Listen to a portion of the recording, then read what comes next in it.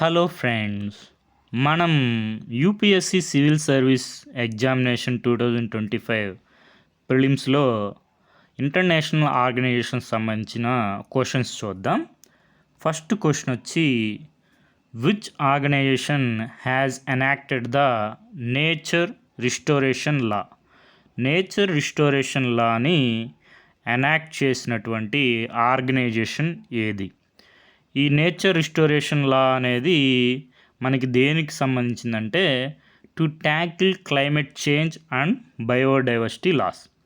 మనకి క్లైమేట్ చేంజ్ని బయోడైవర్సిటీ లాస్ని ట్యాకిల్ చేయడానికి ఏ ఆర్గనైజేషను నేచర్ రిస్టోరేషన్ లాని ఎనాక్ట్ చేసింది అంటే మనకి ది యూరోపియన్ యూనియన్ అనమాట.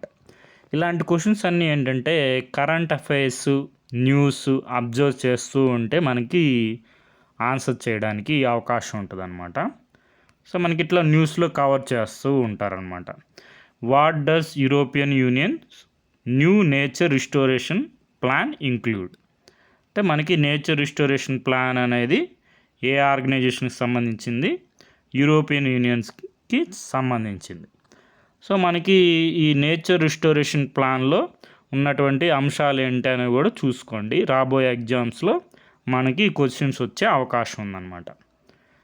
మనకి ఇక్కడ చూసుకున్నట్లయితే మనకి ఈ నేచర్ రిస్టోరేషన్ ప్లాన్ అనేది implement measures to restore at least 20% of European Unions land ఎప్పటికి by 2030 under the legislation. By 2050, there must be recovered plans for 90% of nature reserves. So అది ఇలాంటి నోట్ చేసుకుంటూ ఉండండి. సో మనకి యూరోపియన్ యూనియన్ నేచర్ రిస్టోరేషన్ లా అన్నమాట. ఇది మనకి కరెంట్ అఫైర్స్ మ్యాగజైన్స్లో కూడా కవర్ చేస్తూ ఉంటారు. What is the nature restoration law? Nature restoration law మనకి యూరోపియన్ యూనియన్ ఎప్పుడు అడాప్ట్ చేశారు, ఇలాంటి డేట్స్ నెంబర్స్ వీటిని చూసుకుంటూ ఉండండి. మనకి రాబోయే ఎగ్జామ్స్లో క్వశ్చన్స్ వచ్చే అవకాశం ఉందన్నమాట. తర్వాత నెక్స్ట్ క్వశ్చన్ ఏంటంటే, which one of the following launched nature solutions finance hub for Asia and Pacific? మనకి nature solutions finance hub for Asia and Pacific ఎవరు లాంచ్ చేశారు అని క్వశ్చన్ అడిగారు. మనకి వచ్చే ఆన్సర్ వచ్చి the Asian Development Bank, ADB. So మనకి ఇక్కడ చూసుకుంటే UNFCCC క్లైమేట్ చేంజ్ కాన్ఫరెన్స్ COP28లో మనకి సైడ్ ఈవెంట్లో nature solutions finance hub for Asia and the Pacific region ఎవరు లాంచ్ చేశారు? ఏడిబి, ఏషియన్ డెవలప్మెంట్ బ్యాంక్ అనమాట. At COP28 conference of parties 28 ADB, Asian Development bank together with partners will announce nature solutions finance hub to proactively scale up the flow of public and private fund. ఇవి note చేసుకుంటూ ఉండండి. రాబోయే ఎగ్జామ్స్లో మనకి questions వచ్చే అవకాశం ఉంది. Public మరి private finance into conserving nature biodiversity loss in Asia and the Pacific అనమాట. తర్వాత మనకి NSFH ఏడిబి. నెక్స్ట్ క్వశ్చన్ వచ్చి మనకి international years United Nation General Assembly వారు డిక్లేర్ చేస్తూ ఉంటారు కొన్ని ఇయర్స్ని ఇంటర్నేషనల్ ఇయర్ అని చెప్పి. సో మనకి అలా క్వశ్చన్ వచ్చిందనమాట. మనకి ఇక్కడ ఎన్ని కరెక్ట్గా మ్యాచ్ అయ్యండి, హౌ మెనీ, ఎన్ని? ఆల్ ద 4 అనమాట. డి అనేది ఆన్సర్. మనకి ఇక్కడ చూసుకుంటే అఫీషియల్ వెబ్సైట్లో యునైటెడ్ నేషన్స్ వారిది మనకి 2025 ఈ ఇంటర్నేషనల్ ఇయర్స్గా డిక్లేర్ చేసినాయి. ఈ రిజర్వేషన్స్ కూడా గమనిస్తూ ఉండండి. వీటిని కూడా మనకి క్వశ్చన్స్ అడుగుతూ ఉంటారు అనమాట. 2025 international year of quantum science and technology, 2025 international year of cooperatives, international year of glacier preservation మనకిచ్చింది ఇది. 2025 international year of peace and trust. So మనకి ఇక్కడ 2025 international year of peace and trust కరెక్టే. తర్వాత 2026 చూసుకోండి, international year of women farmer. ఇదే మనకిచ్చింది correct. Next ఇవి కూడా గమనించండి, international year of volunteers for sustainable development, international year of rangelands and పాస్టోరలిస్ట్. Next 2000 ఇంకా ఉమెన్ ఫార్మర్ ఇది మనకిచ్చారు. తర్వాత 2027 వచ్చి international year of sustainable and resilient tourism. Next 2029 వచ్చి international year of asteroid awareness and planetary defence. So మనకి అన్నీ కూడా కరెక్ట్గా match అయ్యాయి. ఆల్ ది 4 అనేది ఆన్సర్. నెక్స్ట్ బ్రిక్స్ సమ్మిట్ గురించి ఇచ్చారు. 16th బ్రిక్స్ సమ్మిట్ మనకి Indonesia has become full member of BRICS అన్నారు. చైర్మన్షిప్ వచ్చి రష్యా ఇన్ కజాన్ జరిగింది. 16వ బ్రిక్స్ సమ్మిట్ అనమాట. Theme of 16th BRICS summit అని చెప్పి ఇక్కడ ఇచ్చారు. ఈ మనకి చూసుకున్నట్లయితే 3 అనేది ఇన్కరెక్ట్ అనమాట. ఇక్కడ మల్టీ కల్చరలిజం అని ఉంది, మల్టీ లాటరలిజం అని ఉండాలి.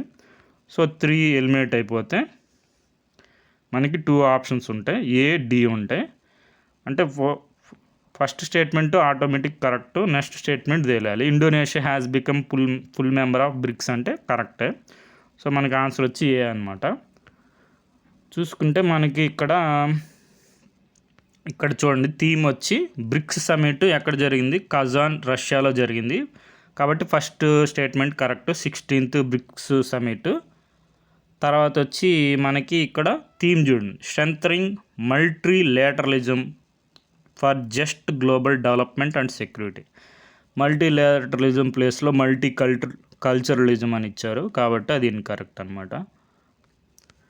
మనకి మెంబర్స్ చూసుకుంటే మనకి Brazil, China, Egypt, Ethiopia, India, Iran, Russian federation. తర్వాత వచ్చి మనకి న్యూ మెంబర్స్ జాయిన్ అయ్యారు, దాంట్లో ఇండోనేషియా అనమాట. తర్వాత మనకి ఇక్కడ బ్రిక్స్ సమ్మిట్ ఎక్కడ జరిగింది, రష్యా కజాన్లో జరిగింది కదా, 16th 16వది. మనకి ఇది ఈ సమ్మిట్ ఉంది కదా, ఇది న్యూ డెవలప్మెంట్ బ్యాంక్ కూడా చూసుకోండి, ఇది ఆల్రెడీ ప్రీవియస్ క్వశ్చన్ వచ్చిందనమాట. తర్వాత మనకి బ్రిక్స్ రష్యా అనేది మనకి చూసుకున్నాం కదా, మల్టీ లాటరలిజం ఇది మనకి థీము, మల్టీ కల్చరలిజం అని ఇచ్చారనమాట. సో అది. తర్వాత నెక్స్ట్ క్వశ్చన్ చూసుకుంటే బిమ్స్టెక్ గురించి క్వశ్చన్ ఇచ్చారు. మనకి ఇప్పుడు 7 మెంబర్స్ అన్నారు, కరెక్టే. నెక్స్ట్ బిమ్స్టెక్ అనేది ఢాకా డిక్లరేషను 1999 అన్నారు, ఇది ఇన్కరెక్ట్. Bangkok declaration 1997. 2 ఇన్కరెక్ట్ అయితే ఈ ఆప్షన్స్ అన్నీ ఎలిమినేట్ అయిపోతాయి. నెక్స్ట్ ఇంకా మనం చూడాల్సింది 1 స్టేట్మెంట్, ఫస్ట్ స్టేట్మెంట్ కరెక్ట్, ఇంకా 4th స్టేట్మెంట్ చూడాలి. In BIMSTEC the sub sector of tourism is being led by India అన్నారు, ఇది ఇన్కరెక్ట్ అనమాట. నేపాల్ మనకి బిమ్స్టెక్ అఫిషియల్ వెబ్సైట్లో చూసుకుంటే హిస్టరీలో మనకి ఇక్కడ క్లియర్గా ఉంటుంది. 1997లో ఏ డిక్లరేషను మనకి బ్యాంకాక్ డిక్లరేషన్ అనమాట, బ్యాంకాక్ డిక్లరేషను. తర్వాత మనకి నేపాల్ ఫౌండింగ్ మెంబర్ అన్నారు, నేపాల్ ఫౌండింగ్ మెంబర్ కాదు. బంగ్లాదేశ్, ఇండియా, శ్రీలంక, థాయిలాండ్ అని ఫౌండింగ్ మెంబర్స్. తర్వాత ఇప్పుడు మెంబర్స్ స్టేట్స్ వచ్చి మనకి 7 ఉన్నాయి, Bangladesh, Bhutan, India, Myanmar, Nepal, Sri Lanka, Thailand. 7. First statement correct. So ఇక్కడ మీరు నేపాల్ చూసుకుంటే సబ్ సెక్టార్లో లీడ్ చేసేది టూరిజం అని ఉంది. ఇండియా సబ్ సెక్టార్స్ వచ్చి counter terrorism, transnational crime, disaster management, energy ఉన్నాయన్నమాట. సో అది కాబట్టి మనకి ఇక్కడ ఇచ్చిన స్టేట్మెంట్స్లో 4th స్టేట్మెంట్ అనేది ఇన్కరెక్ట్ అయిపోతుంది. టూరిజము లీడ్ చేసేది నేపాల్, కాబట్టి ఇది ఇన్కరెక్ట్. ఇక్కడ బ్యాంకాక్ డిక్లరేషన్ ఉండాలి, ఇయర్ కూడా రాంగ్ ఉంది, 1997 ఉండాలి, ఇది కాబట్టి ఇది incorrect. Next founding members Nepal అన్నారు, ఇది ఇన్కరెక్ట్. సో మనకి ఫస్ట్ స్టేట్మెంట్ డి అనేది ఒకటే కరెక్ట్ అనమాట. తర్వాత ఇది బిమ్స్టెక్ గురించి ఇవన్నీ చూసుకోండి. Next International Bank for Reconstruction and Development IBRD గురించి ఇచ్చారు. It provides loans and guarantees to middle income countries. ఇది కరెక్టే. ఇట్ వర్క్స్ సింగిల్ హ్యాండెడ్లీ అన్నారు. ఇది సింగిల్ హ్యాండెడ్లీ కాదు, ఇది చాలా ఆర్గనైజేషన్ మనకి డెవలపింగ్ కంట్రీస్ రెడ్యూస్ ప్రావర్టీకి కృషి చేస్తూ ఉంటాయి కాబట్టి ఇది ఇన్కరెక్ట్ అనమాట. ఫస్ట్ స్టేట్మెంట్ మనకి కరెక్ట్. నెక్స్ట్ థర్డ్ స్టేట్మెంట్ కూడా కరెక్టే అనమాట. It was established to help Europe rebuild after world war II. ఇది కరెక్ట్, ఇది కరెక్ట్, ఇది ఇన్కరెక్ట్. సో 1-3 అనేది మనకి ఆన్సర్, సి అనేది ఆన్సర్. సో మనకి official website world bank group అని ఉంటుంది, దాంట్లో international Bank for Reconstruction and development అనేది పార్ట్ అనమాట. సో మనకి ఇక్కడ చూసుకుంటే after world war II help rebuild after world war II. So 1944లో క్రియేట్ అయింది కాబట్టి ఆ స్టేట్మెంట్ కరెక్ట్ అయింది. Next International Bank for Reconstruction and Development IBRD అనేది మనకి లోన్స్ ఇస్తుంది. Providing loans, guarantees, risk management, products, advisory service to middle income, creditworthy low income countries. So కాబట్టి ఫస్ట్ స్టేట్మెంట్ కూడా correct. Second statement single handedly అన్నారు. ఆ statement కనుక లేకుంటే మనకి కరెక్ట్ అయ్యిండేది. It works to help developing countries to reduce poverty అంటే కరెక్టే. ఈ వర్డ్ వల్ల ఇది సింగిల్ హ్యాండెడ్లీ లేకుండా ఉంటే కరెక్ట్ అయ్యిండేది. సింగిల్ హ్యాండెడ్లీ ఉండడం వల్ల ఇది ఇన్కరెక్ట్ అయిందనమాట. తర్వాత క్వశ్చన్ వచ్చి మనకి వరల్డ్ బ్యాంకు రిపోర్ట్ వచ్చింది. Wet bulb temperatures 35 degrees Celsius exceed అయితే ఏమవుతుందని.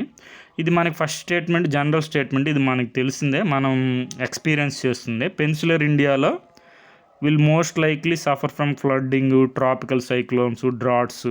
ఇవి మనం ఎక్స్పీరియన్స్ చేస్తుంది కాబట్టి ఇది కరెక్టే, వరల్డ్ బ్యాంక్ రిపోర్ట్లో ఇచ్చింది కూడా. తర్వాత నెక్స్ట్ మనకు తెలియాల్సింది ఇది వెట్ బల్బ్ టెంపరేచర్ అంటే మనకి డెఫినేషన్ కనుక తెలుసుంటే మనకి ఏ టెంపరేచర్ దగ్గర అయితే మనకి ప్రెస్పిరేషన్ రాదో, స్వెట్ రాదో, కూల్ చేయడానికి, బాడీని కూల్ చేయడానికి దాన్ని వెట్ బల్బ్ టెంపరేచర్స్ అంటారు అనమాట. అది ఎక్సీడ్ అవుతుంది ఇండియాలో. సో కాబట్టి సెకండ్ స్టేట్మెంట్ డెఫినేషన్ ప్రకారమే మనకి కరెక్ట్ అయిపోతుంది కాబట్టి 1-2 బోత్ 1-2 అనేవి మనకి కరెక్ట్ అనమాట. సో మనకి ఇలాంటివన్నీ న్యూస్లో వస్తూ ఉంటాయి అన్నమాట. Is India at risk of wet bulb events అని చెప్పి. సో మనకి ఇక్కడ వెట్ బల్బు టెంపరేచర్స్ అని చూసుకున్నట్లయితే మనకి ఇక్కడ ఇట్స్ వెట్ బల్బ్ టెంపరేచర్ అంటే ఏంటంటే అసలు ఈ బల్బ్ ఆఫ్ థర్మోమీటర్ ఉంటుంది కదా, ఆ bulb of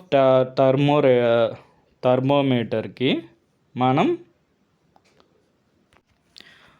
okay wet bulb temperatures అంటే ఏంటంటే మనకి వెట్ బల్బ్ టెంపరేచర్ అనేది lowest temperature to which air can be cooled by evaporation at constant pressure. దీన్ని ఎలా మెజర్ చేస్తారంటే wrapping wet cloth around bulb of thermometer. అట్లా మనకి సింపుల్ టర్మ్స్లో చెప్పాలంటే ఇట్స్ వెట్ బల్బ్ టెంపరేచర్ అంటే ఏంటంటే at what point our bodies would be unable to cool them through sweating, thus increasing the risk of fatal heat stroke. అదే మనకి second statement అనమాట. కాబట్టి second statement అనేది చూడండి ఏముంది, the survival of animals including humans will be affected as shedding of their body heat through perspiration becomes difficult. అదే wet bulb temperature అంటే. So అది ఎక్సీడ్ అవుతుంది కదా, సో అందుకని మనకి 2 అనేది correct. 1 first statement correct, second statement correct, C అనేది మనకి ఆన్సర్ అవుతుంది. Both 1 and 2. తర్వాత వచ్చి మనకి ఇక్కడ రిపోర్ట్ కూడా చూసుకోండి, వరల్డ్ బ్యాంకు రిపోర్టు. తర్వాత ఇది ఆల్రెడీ మనం చూసాం ఈ question. Member countries, North Atlantic Treaty ఆర్గనైజేషన్లో మెంబర్ కంట్రీస్ ఏవి అంటే మనకి ఓన్లీ 4B అనేది ఆన్సర్ అనమాట. ఆస్ట్రియా కాదు, సెర్బియా కాదు, మిగిలిన కంట్రీస్ అన్ని మెంబర్ కంట్రీస్ అనమాట. Bulgaria, Croatia, Sweden, north Macedonia. So ఇవి మెంబర్ కంట్రీస్. ఏతో ఒక కంట్రీ ఉంది, ఆల్బేనియా. కాబట్టి ఆస్ట్రియా అనేది మెంబర్ కంట్రీ కాదు. ఎస్లో చూసుకుంటే మనకి స్లోవాకియా, స్లోవేనియా, స్పెయిన్, స్వీడన్ ఉన్నాయి. సెర్బియా లేదు కాబట్టి అది మెంబర్ కంట్రీ కాదు. మిగిలినవన్నీ member countries. Okay friends, thank you for watching.